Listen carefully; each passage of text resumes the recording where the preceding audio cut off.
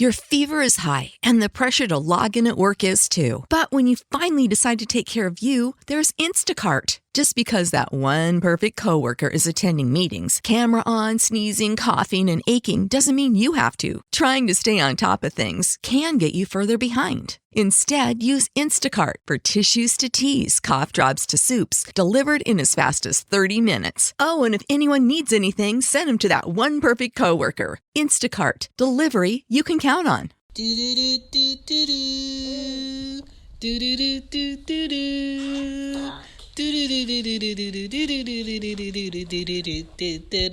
What up? This is Shan, and this is Cozy Womb Podcast. This is Ari. Say hi. Hi. Say hi, Anya. Hi. What up? Say what?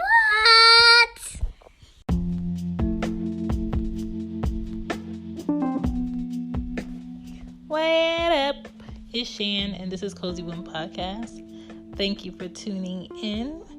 Tonight, we're going to talk about the strength behind mothers of brown men. I know so many mothers of young boys who, been through it, where sometimes they're raising their sons by themselves. Sometimes they're raising their sons with a father figure there, or their actual father, and they have to balance that and prioritize and think about what they need and think about what's going to go in their best interest for their standards. And tonight I chose to speak with a friend of mine, Sheree, who has 2 sons, and she's just going to speak a little bit about how she balances it all and how she weaves through the troubles that may come in and out of her kids' lives, and what standards and values she placed in her home, where they exude that in public, how that's all the transitions she's been through over the years have helped her become a better mother, and how she maneuvers through that, and all the good stuff that everybody can learn from. So let's get into it. This is Cozy Womb Podcast. Let's go.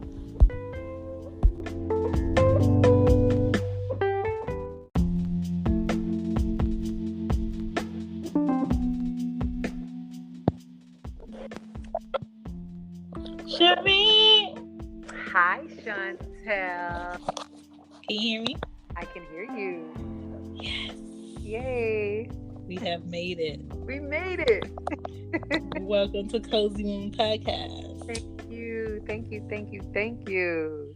All right. So the reason why I asked you to do this episode about the strength behind mothers of brown men is because you have 2 sons, and you are doing a fantastic job, which I love, and I always commend you, and just how grown they are, how well-mannered they are, and right now in, I think, 2019 is very hard to keep any child focused, but let alone brown boys focused on just being better individuals so they can grow into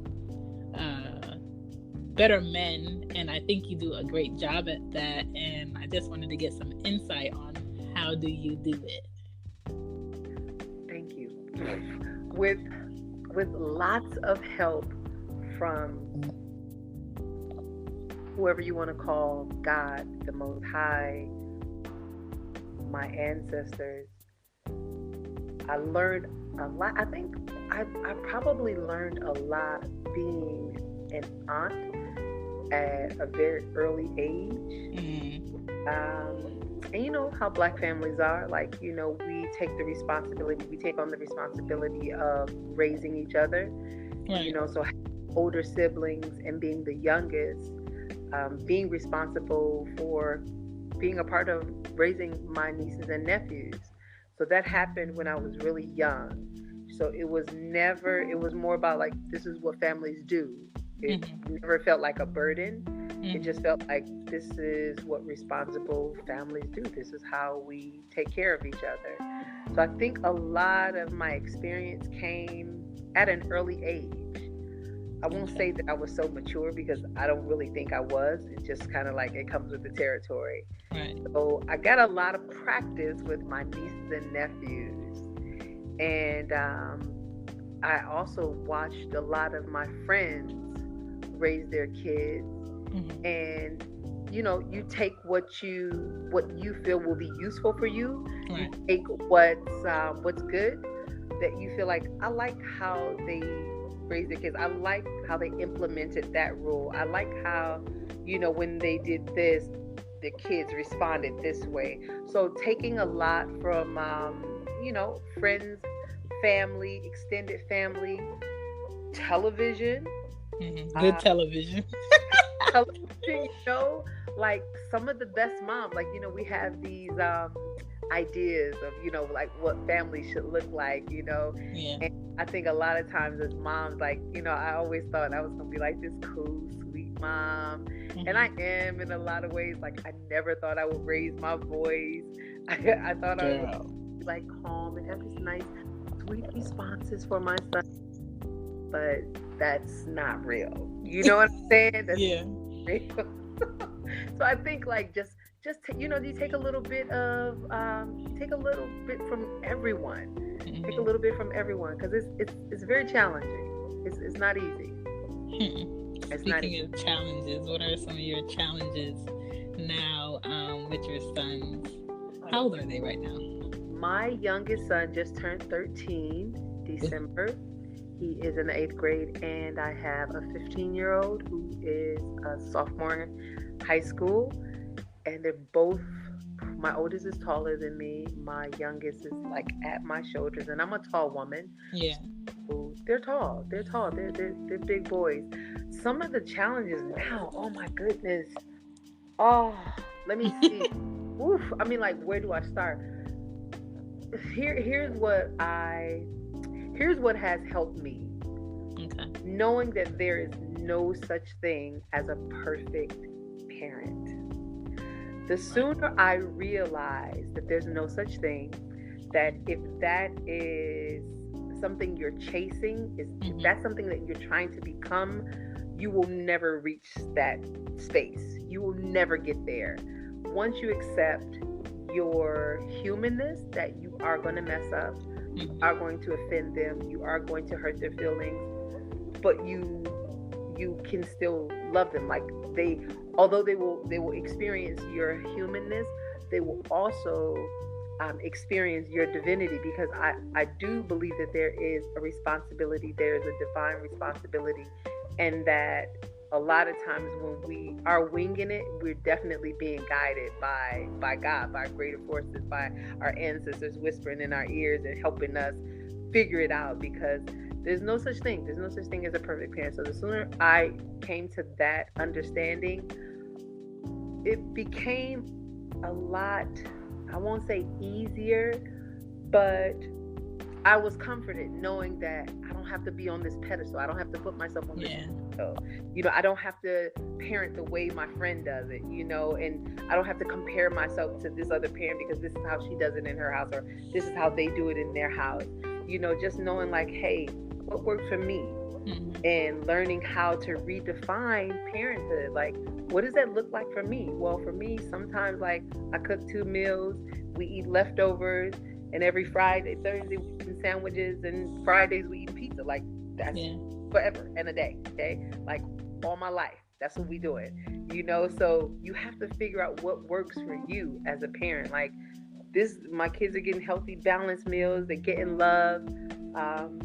You have to kind of redefine what parenting looks like. So that was critical, coming to that understanding there's no such thing.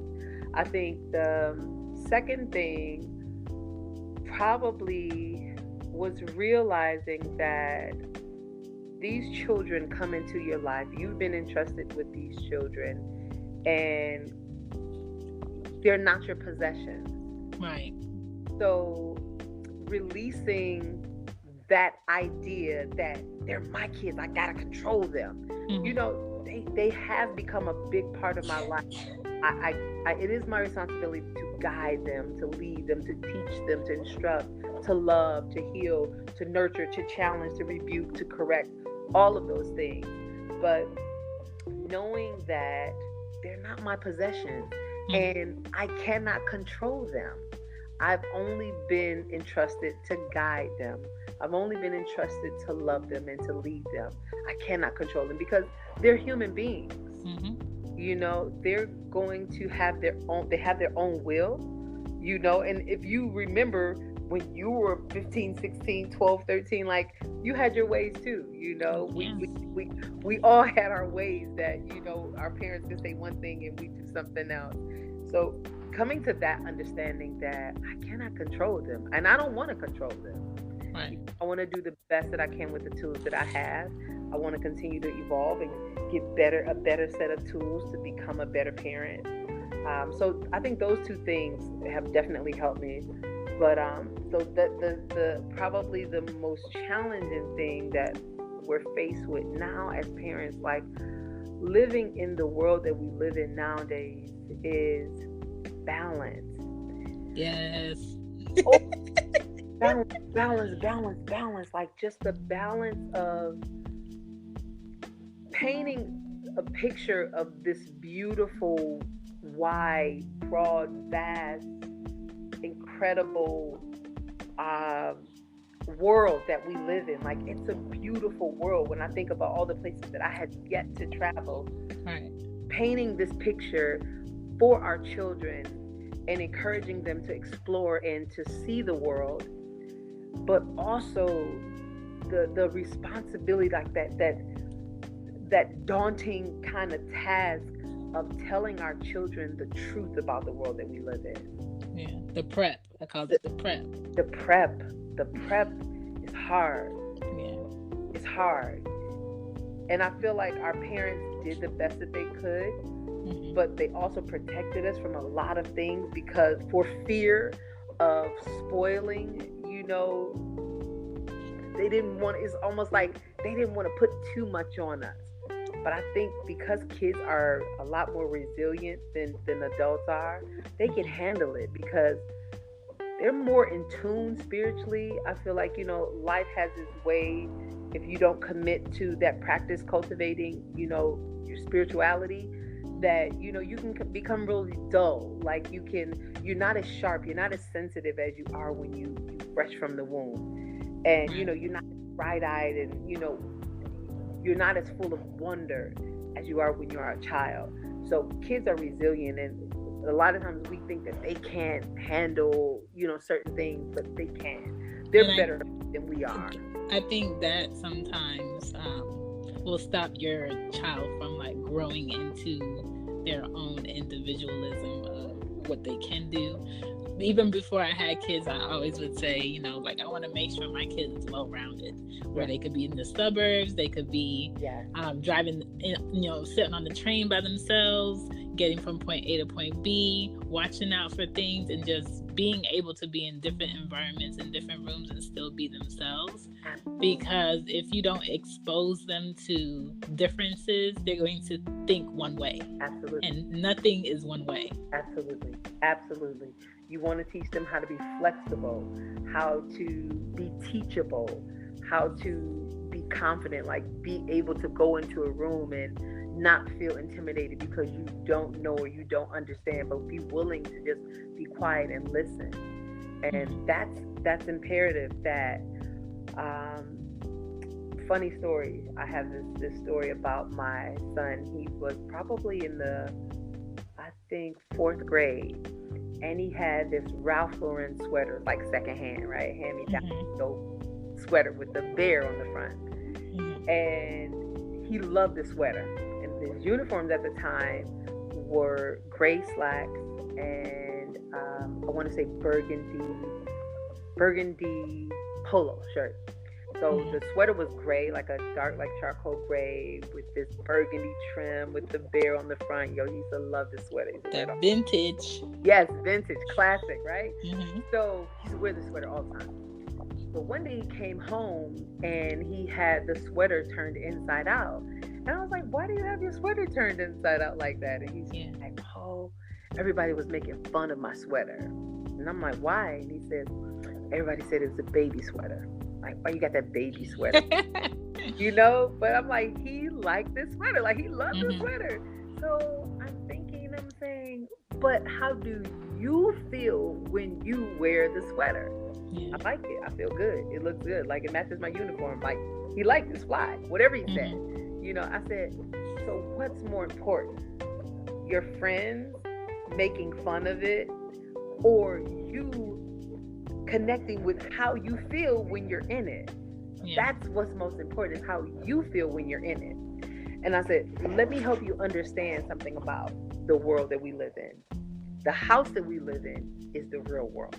Our house, our home, our rules, our family creed, the things that we live by, the things that we stand on, how we treat each other inside our house, how we speak to one another inside our house, how we love on one another, how we encourage each other. This is the real world. So if I, your parent, who have been entrusted with you, if I make you feel great about how you look in that sweater, and if you own how you feel and say, you know, I do look good in this, that's the truth. You step outside of our house, it's almost like the Matrix. So it's just like, when you step outside of the house, that's when you're going to be challenged.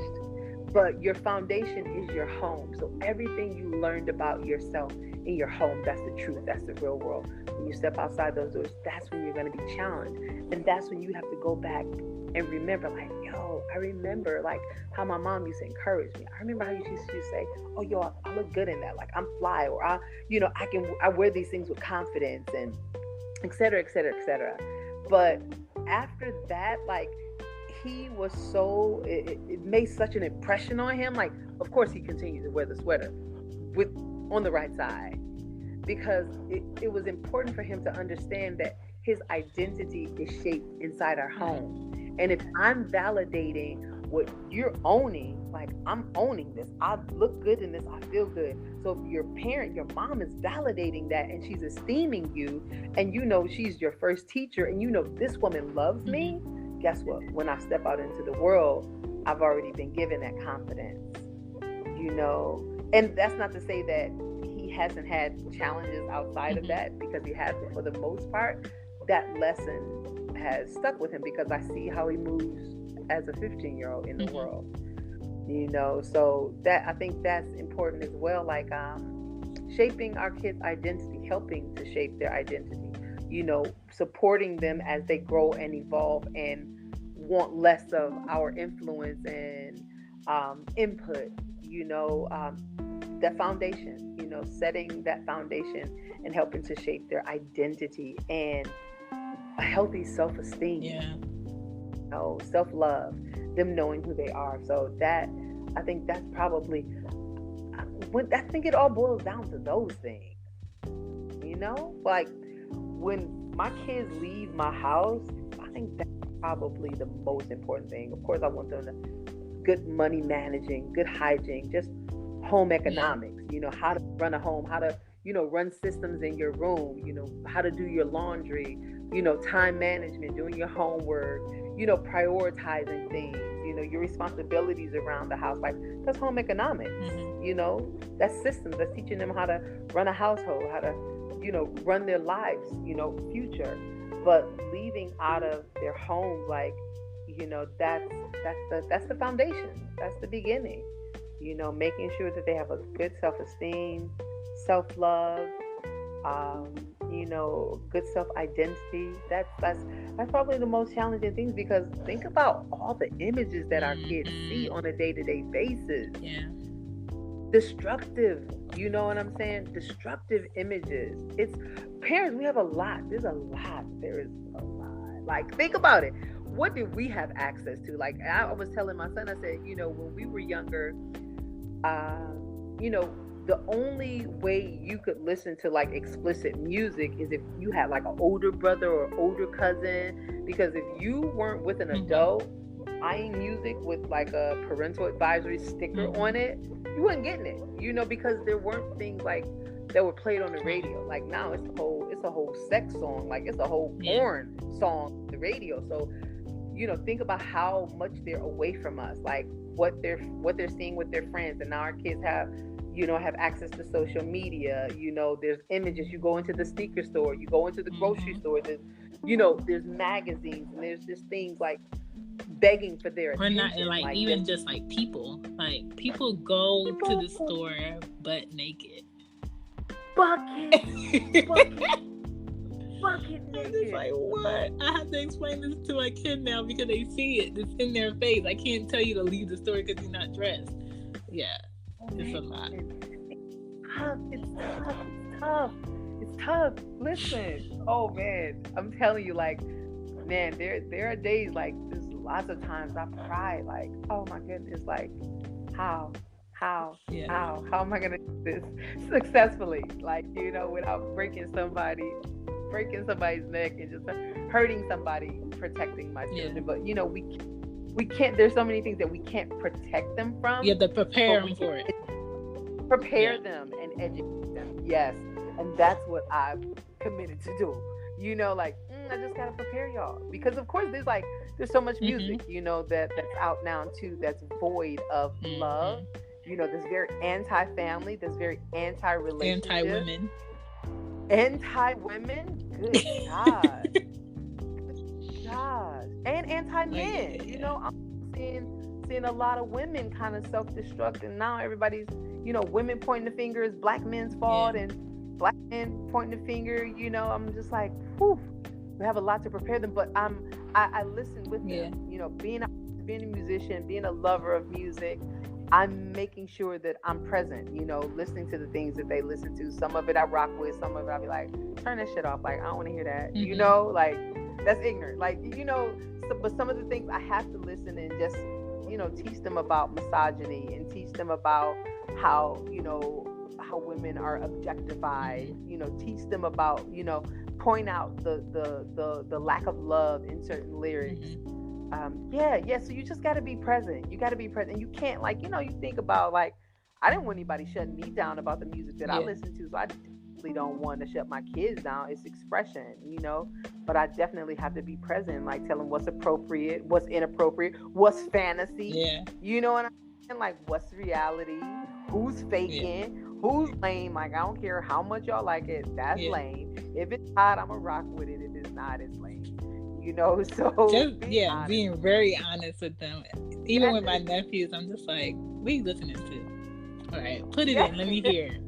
I'm like, that's trash. That's trash. I'm like, let me tell you why this is good. And you're like, man, that's so old. I'm like, it's old as dirt, but it's still relatable today. Like, you still get it, and it's English. Like, what are you talking about? Yeah. And they can't deny it. You know what I'm saying? Like, we just got to give our kids a good, healthy diet, because I think about, like, all the ratchet shit we used to listen to. Like, you know, we used to listen to, I'm like, ratchet music ain't new, but we just had more of a balance. You know, we didn't have access to all of this stuff. Like, you know, these kids have so much access. You know, it's like, you know, having these conversations, like, now anything is played on the radio. Yeah, now the music sounds like I have to be equally as high to understand. Yo, it's too low vibration. I'll be like, like, what's going on? I gotta be high, like, I gotta be sedated to enjoy it, because it's certain music that's a vibe, and it's just like, yo, I can't rock with that. It's like it's like death. It's like, yo, I'm in the zone and I'm like detached from reality. Turn that shit off. I don't want to hear that. Turn it off. What do you how do you balance pushing them but not pushing them too hard to where they push away? Stop trying to live through your kids. You know, I see a lot of parents do that shit, and it's a trap. Like, you setting your kids up for failure. Setting the standard, like, the standard is excellence. If whatever this world has to offer that's of high caliber, that's great, I want you to have that. You should want to have that. So the standard, setting the standard is excellence. The standard is A's. That's the standard, you know, especially if you're capable. You don't have any learning disabilities. You know what I'm saying? Yeah. You have a brain, you know, you can work hard to achieve all A's. Now, am I going to degrade and demean my child if they don't come home with a perfect report card? Absolutely not. Because see, what a lot of people don't talk about is the flip side of kids who were pressed to be perfect and to maintain perfect grades, and going to college with kids like that who medicated with drugs and alcohol, who got depression, like who suffer from depression, who have like anxiety, like high anxiety, like issues. So it's like, as an adult, when you go to school with people like that and you see like, dang, like your parent, like they did a number on you, like, you know. So balance, it's balance, you know. Setting the standard is excellence, it's all A's. But knowing, you have to know your child as well. You got to know like what kind of kids you got. And even when I was in the classroom teaching, my motto was always master your strengths and strengthen your weaknesses. Simply put, master your strengths and strengthen your weaknesses. If there's something that you're naturally good at, you should definitely be busting A's in that. If there's something that you struggle with, focus on getting better at it. You know, strengthen it. You know, go to tutorials, get extra credit. You know, but I'm not gonna kill you if you come home with a B. You know, C's are not acceptable, D's are not acceptable. But if you get a C in something and I know you busted your butt, you put your all in that, I'm not gonna trip. Because listen, the real world, listen, we see none of that stuff really matters. None of that to a certain point, it don't. It doesn't, you know. So just knowing, you know, you want your kids to have good habits, good work ethic, good habits, good study habits, teaching them how to, you know, master time management. Those are really the things, like, those are the things you should really focus on, like, emphasize is, you know, just good study habits, good work ethic. Yeah, you know, and that perfection, sometimes it creates, you know, adults that focus on the perfection so much that they try to cover where they're flawed instead of dealing with where they're flawed. And that's going to rub off on new children that may come about. It's going to rub off on adults in their lives that care about them. And, you know, if you focus so much on the perfection part, you're not going to be honest about where you could be better. And the reality is nobody's perfect at anything. If you're perfect academically, you probably lack some social skills, or you probably lack some common sense. So you just have to kind of balance it all. Absolutely. Because being an educator, I've seen lots of kids who have, they're really bright kids, but they know how to woo the teachers. You know, they know how to impress them with the vocabulary and big words. And sometimes, you know, adults are impressed with stuff like that. You know, but this kid is extremely rude. No social skills. But, you know, they know how to woo those teachers because everybody's impressed with things like that. And it's like, at the end of the day, you know, I would rather have a kid who, you know, knows their strengths. Like, hey, I'm really good in math. You know, I've had students like that. You know, I've had students like that on several different medications, and these kids are like math geniuses. You know, but no one knows it because no one's taking the time, you know, out to really understand these kids because they're not great test takers. You know, things like that. Kids get kind of shuffled to the back. I suck at test taking. I'm just like, you know what? You said this test is 5 minutes. Let me just draw around the border of this paper and give it back to you. That was me. I'm just absolutely right. See, listen. Yeah, you gotta know your kids. And I mean, there are some kids who are like exceptions to the rules who get everything right. You know, those kids like that. They do exist. You know, but like you said, sometimes they lack social skills. They're awkward. You know, they don't really know how to interact. You know, yeah, it's no such, there's no perfect way to raise a kid or educate a kid. Like, you have to understand, you have to learn the child first. Like, in order to be able to effectively teach them, you have to know the child. You have to know how they learn. You have to understand them. So I've definitely, you know, my background in education has definitely helped me understand, like, my kids' learning style. You know, one youngest was always very pensive, very focused, very rigid, kind of, very literal. And my other one, like, you know, he's like tapping on shit, you know, on the desk, beatboxing and shit, making beats, you know, sliding his pencil across the room, get his work done early, then he want to play, you know. So you gotta know your kids, man. You gotta know your kids. And boys are different, man. You know, boys are interesting. They're very interesting. They constantly have to be like fed something that's going to catch their interest, or they're going to idle. Yes. And they don't like, even, you know, like, hey, like, we make deals sometimes. It's like, hey, you do 20 minutes work of focused work, and then take 10 minutes to play on the game, or get up, get you a snack, you know, 5 minutes on the game, and then come back, do another 20 focused minutes of work. Like, you just gotta understand, you gotta learn your children. You gotta learn them, how they learn, you know. And just in the classroom, just watching boys, and I watch my sons too. Like, sometimes they don't want to be still, you know. They have desks in their rooms, but sometimes they like, I don't want to sit at my desk. You know, I've been sitting at a desk all day. You know, so they want to sit in their bed, you know, with a nice, so I make it comfortable for them. Get a nice, comfortable pillow. You can lay back, do your work, you know. But watching my boys, when I used to teach, it's like they laying across the table, you know what I'm saying? They don't want to sit out.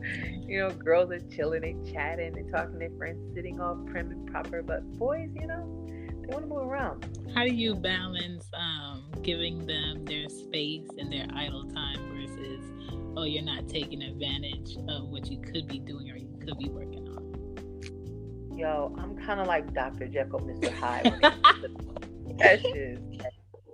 Because, of course, sometimes as a parent, I'm not perfect. Like, I slack off, you know. You know, sometimes you just get tired of riding them. Like, oh, my God. This is how they learn, though. They learn through repetition, you know.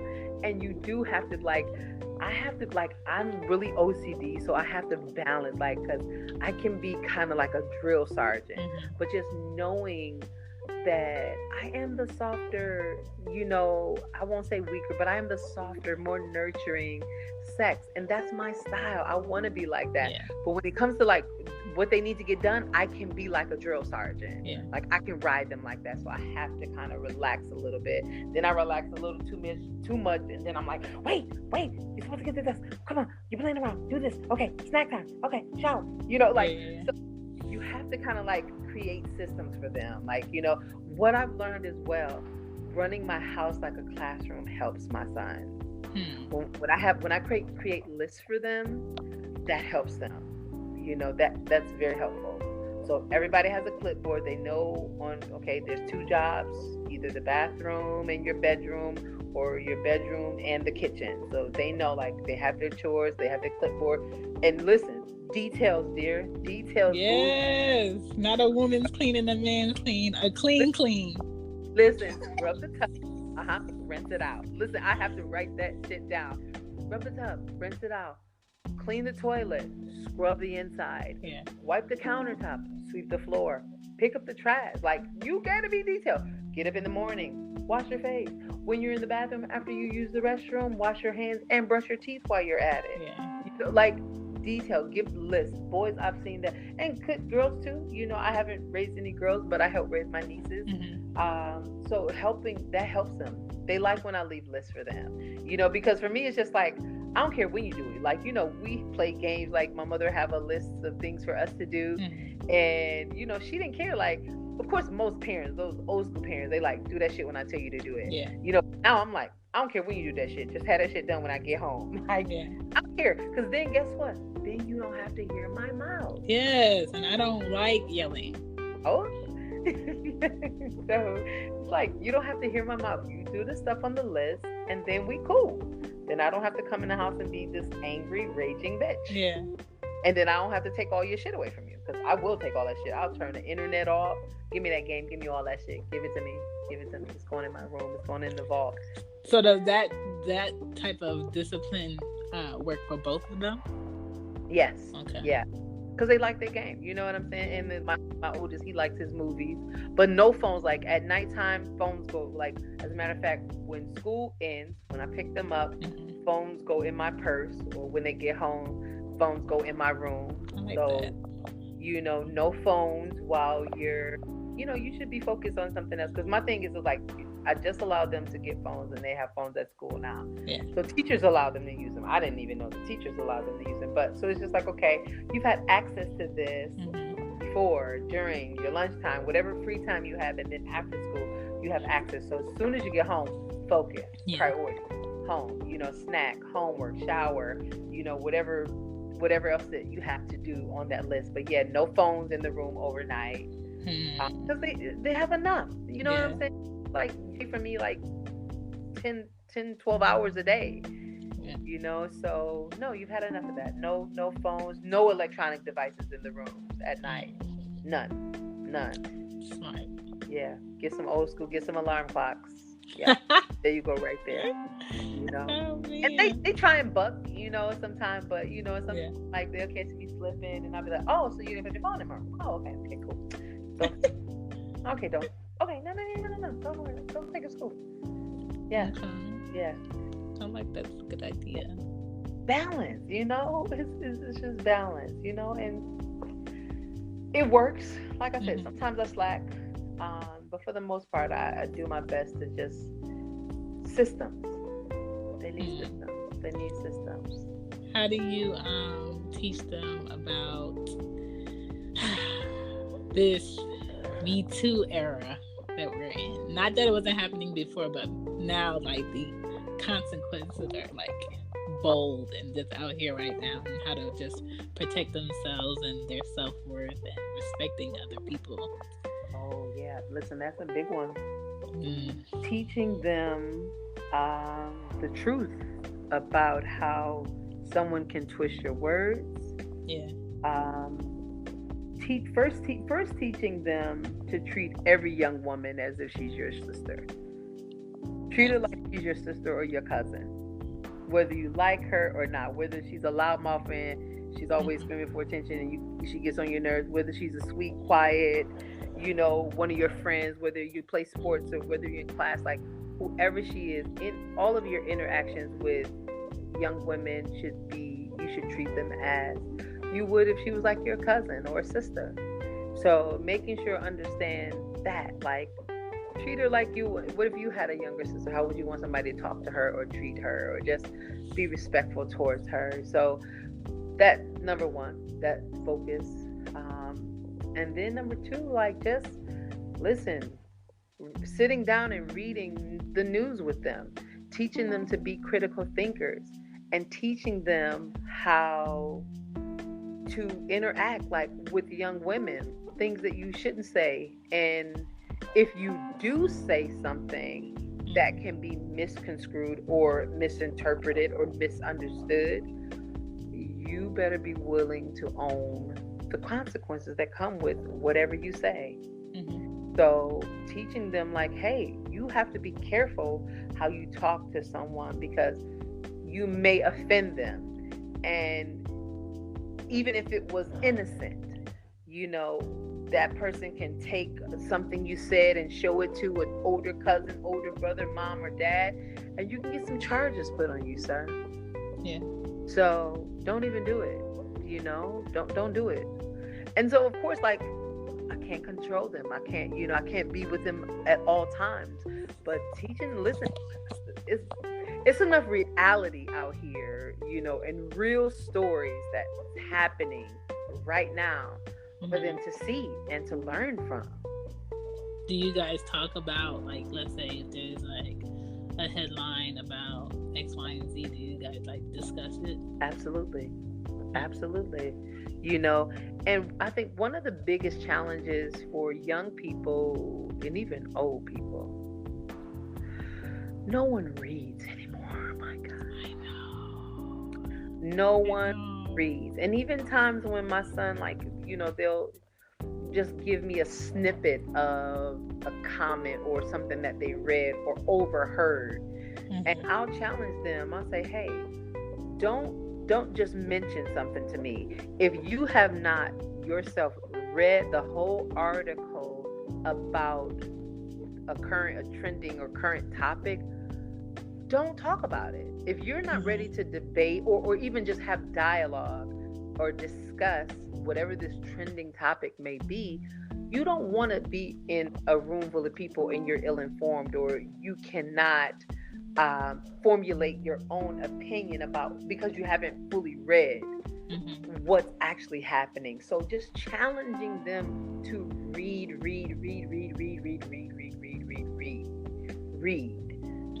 So like I told you, we do slack sometimes, but if they don't have homework, or even if they do have homework, I do reward them for reading books a month, like outside of school.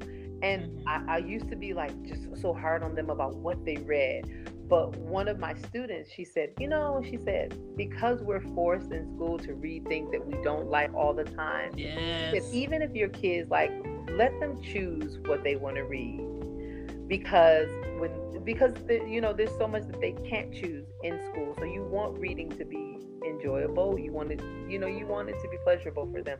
So allow them to pick and just be okay with whatever they pick, as long as they're reading consistently. So they're challenged to just every night, 7 pages out of a book. And then at the end of the month, they get $20 if you've read the whole book, and you just briefly just journal after your 7 pages. Just journal about what you read, what stuck out to you, what was interesting about the couple chapters that you read. So reading, oh man, we have to get back to reading. We have to. Even up into high school, college. Yes. All those stories that I found to be so boring. I said, Mom, I need you to read this. These are the questions. Once you're done, I need these answers, because I never found it interesting. And what made me be such a big reader in my adult life is getting books that catch my interest. I'm going to finish it because it doesn't feel like I'm doing something I'm supposed to do, or I have to do something I want to do. And now I do want to read those books that I was forced to read in high school and college, because 1984 is so relevant. Yeah. And why was the Phantom of the Opera so quote unquote good? It's a different perception as to why they wanted you to read it. Yes. But when you're a kid, you don't get that. Yes. And see, my mom was kind of like a drill sergeant like that. And I think that's why our generation is so well versed, because we were readers.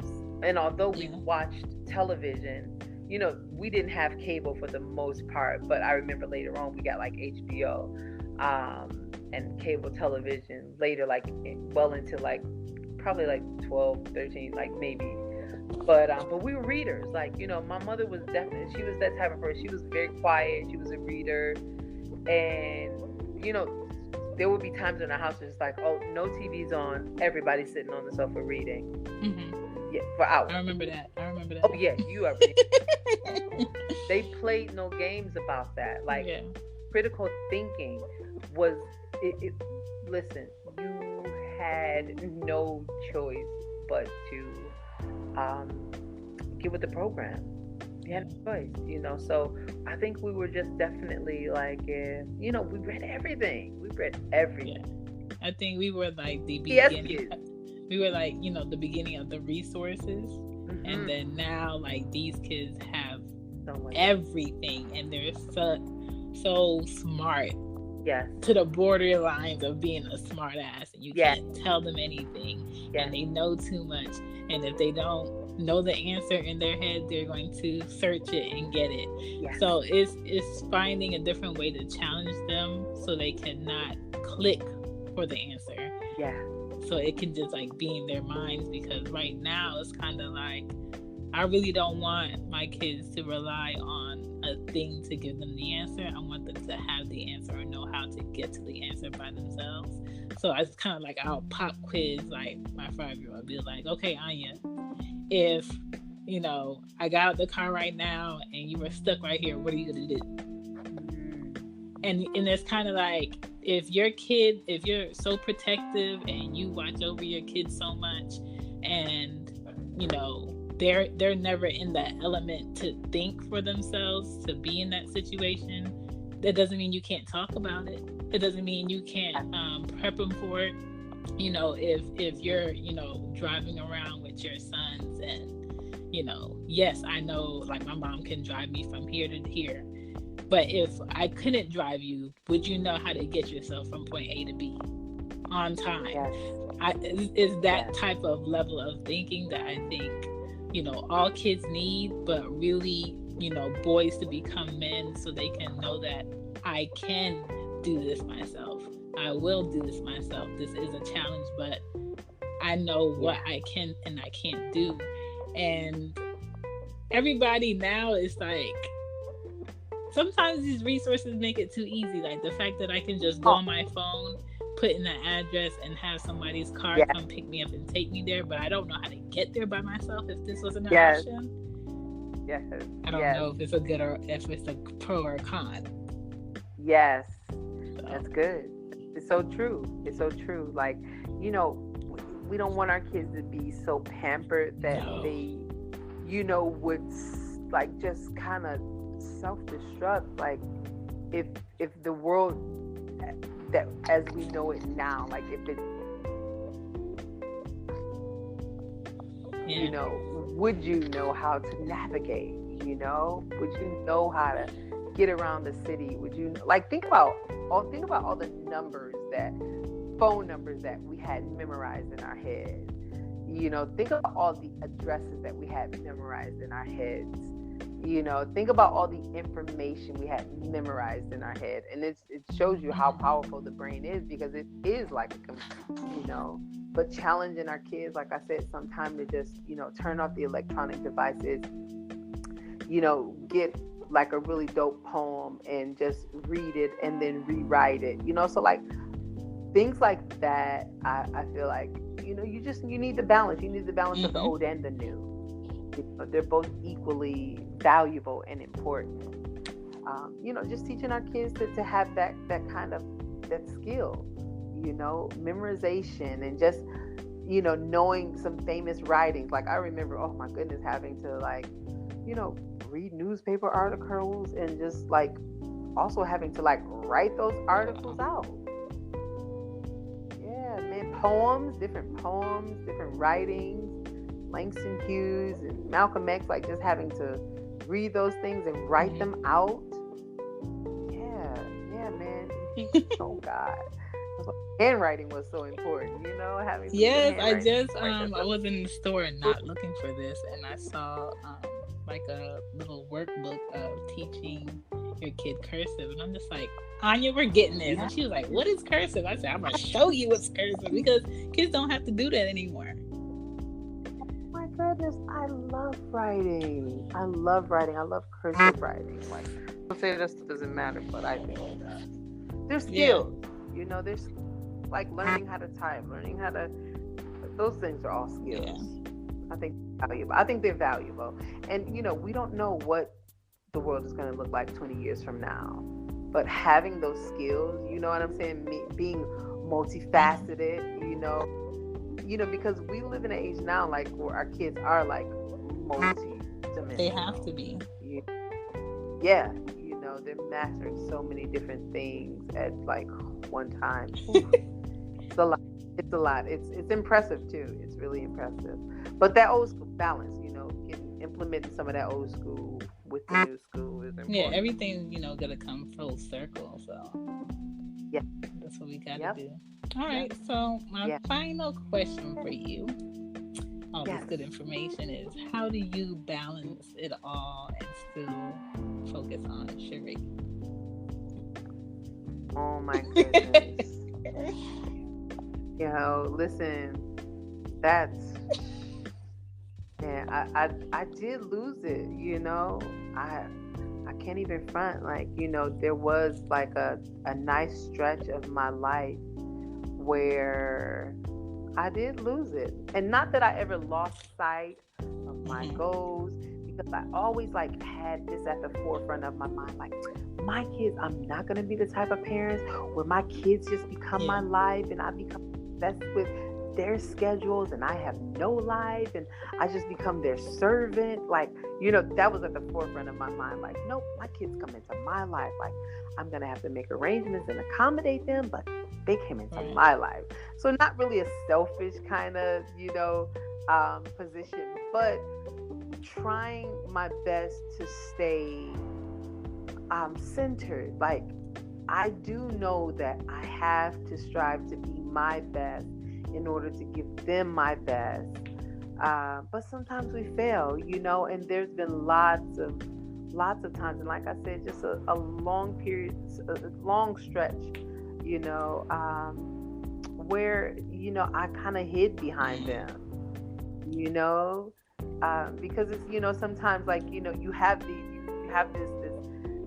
this perspective and you're like, okay, I know there's these things that I have to accomplish, that I want to do, that, I have to live my best life in order to encourage and inspire them and challenge them to live their best. But, sometimes it becomes, sometimes it's sometimes it just kind of sneaks up on you, and then you look up and you realize, like, dang, I said I was going to do this. I said I was going to live for me. I said I wasn't going to get lost in my kids' schedule and, all the things that they do. And then you look up and it's just like, yo, not that I really lost myself, but I kind of hid behind them and, as a way to excuse myself from being the best me that I could or be. even like dodging out of like invitations. I use them all the time. Yeah. I can't go. I have to go. Yes. Oh yeah, I definitely went through that period. Like, don't nobody feel like getting dressed? Yeah. No, I gotta bring. But yeah, that's. I think that's something that you forever figure out. Have to kind of like day by day, year by year.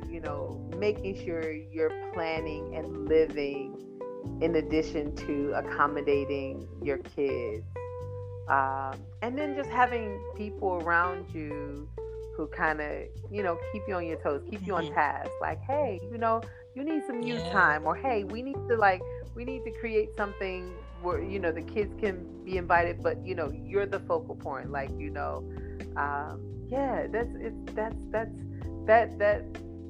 that right there, that part, you need your tribe for that. You definitely need your tribe, because I definitely, just being a single parent, I've had to create my family and, support system. I have some family, but, you create that support system, so I do now have family and like extended family and friends that like, hey, I need to get out of town, or hey, I got a show, or I got a gig, or I got something that I need to do. Can the kids stay with you for a week? Can they stay with you for a weekend? So I've had to create that in order to really, give myself that permission and just not forget, not neglect, the things that I said I was going to do. Yeah, that's a challenging part, But you see, like, when you go through these spells where it's just like you're exhausted and you're not giving your kids your best, and it's just, I gotta slow down. I have to take some time for me. So if that means like staying up extra late at night or trying your best, which I'm not the best at, getting up really, really, really, really, really, really early in the morning, but finding those times where you're still away and you just like, I'm just, my kids now, I'm at the point now where I can just be like, hey, I'm in my room, like, don't come, chilling. I'm on the timeout. I tell my kids that now. Like, hey, Anya, I'm going to be in here. I need you to be quiet. She'd be like, so Ari, shh, mommy wants us to be quiet. Yes. And it's like, I need you to know this. And of course, like, your kids have to see you like imperfect. Yeah. They have to see you mess up. Absolutely. And they have to see you be willing to learn a better way, because if you don't do it, they're gonna think that when they do it, like they're broken or something's wrong with them. Yeah. Yes. And that's what I said when I speak on just our kids experiencing our divinity, because we are the closest thing to God for them, we are their gods, on earth. So it's like you've never seen God, but you've seen me, so them seeing our divinity, but them also seeing our humanity, and just seeing us say, you know what, I don't want to yell at you like that. I'm sorry. Forgive me. And I'm gonna do some things that make me happy, so I'm less stressed, and I'm not taking things out on you, and I'm not projecting on you. Like, that's important for our kids to hear and see that, so they can go through life knowing that, it's like, it is challenging, but I saw my parents, do it with some grace, some humility, humble themselves, and because how kids, like, sometimes you just feel like, oh, is that my mom talking to you? Like, oh, that's grandma. Oh, that's grandma. That's grandma talking to you now. Oh, that's grandpa. Like, and you look at them like, whew. What did you hear that? Right. Right. It's like, oh my goodness. So they'll check you. They'll challenge you. You hear the spirit in them, and it's like, you have to kind of humble yourself and just be like, yo. I trust my kids. Girl, I trust my kids more than I trust adults now. Girl, because at least you've been putting them through the process of being better people. Yes. These people out here, they're just out here. Yes. Yes. Yes. Yes. They just out here. Like, that's probably the most accurate description of, like, what's happening nowadays. So they just out here. Yeah. So it's a lot out here. But that's probably that's it. Man, that's it. All this good information. All right. Yeah. Last piece of advice to mothers out here raising, sons, and just what they can start, or how they can start it, or what may help them, or what helps you find your way. Have a clearly defined vision of what you want your family to look like and to become. Have a clearly defined vision and write it out. Write it out. Put it on a piece of paper. Put it on, we're working on our family creed, establishing who we are. Who are we as a family? What will we be known for? What do we not do? Like, you'll know them, like there's a proverb that says, or no, not proverb, but there's a scripture that says, you'll know my children by the fruit that they bear. So, what kind of family do we want to be? What kind of people do we want to be in the world? Me as a mother, what do I want to see? What do I want to see my kids become? Responsible citizens, hard workers, visionaries, good fathers. Like, have a clearly defined vision of what you want your family to be. And, you want them to have a love for the arts. You want them to be good savers, like whatever it is, like have a clearly defined vision, of what you want, because our children, they're us in the future. That's essentially, that's it. They're us in the future. So knowing like, hey, this is my investment. This is my biggest investment right here. So I definitely want, that's how we live forever. That's how we live forever. So just having that vision. Because I mean, if you look at like all the greats, like, and just to take a page from like Venus and Serena's father, like, people can say what they want about, Joe Jackson and Katherine Jackson, but no matter how imperfect, they were, these families had clearly defined visions for what they want their families to be. Clearly defined visions, So, and it doesn't have to be as, it doesn't have to be what the Williams family did, but what is your family like? What's your legacy? What do you want to see, your family become? I love it. Thank you so much for coming. Thank you so much for having me. Thank you so much. I'm so proud of you. Thank you. Yeah, you're doing a great job too. Your babies, yo. Thank you. Yeah. Likewise. We have to do this again. Yes. Soon. I appreciate it. Thanks for having me. No problem. Thank you guys for listening. This is Cozy Womb Podcast. We out.